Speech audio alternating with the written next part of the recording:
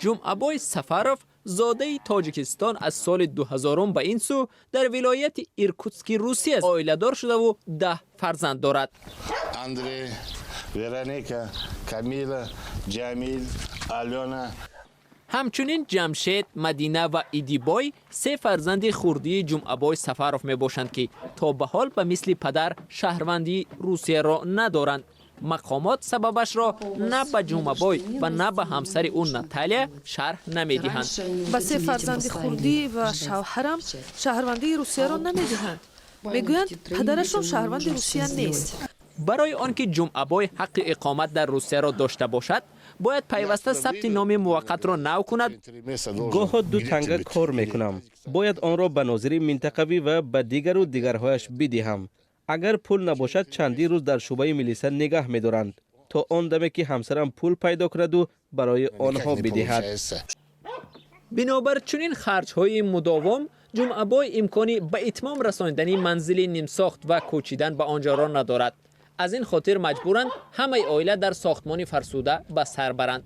مقامات میگویند برای آنکه جمعه‌بای شهروندی روسیه را بگیرد باید موقتا از قلمرو کشور بیرون شود. به گفته آنها چنین طلبات نسبت همه آن مهاجران است که مهلت سندهایشان گذشته است.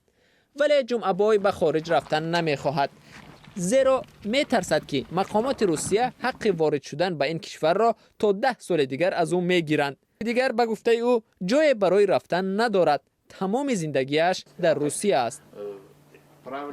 حقوقشناس الکساندر تسینک به جمعه‌بای توصیه می‌دهد که برای سندهای مهلتشان گذشته جریمه پرداخت کند.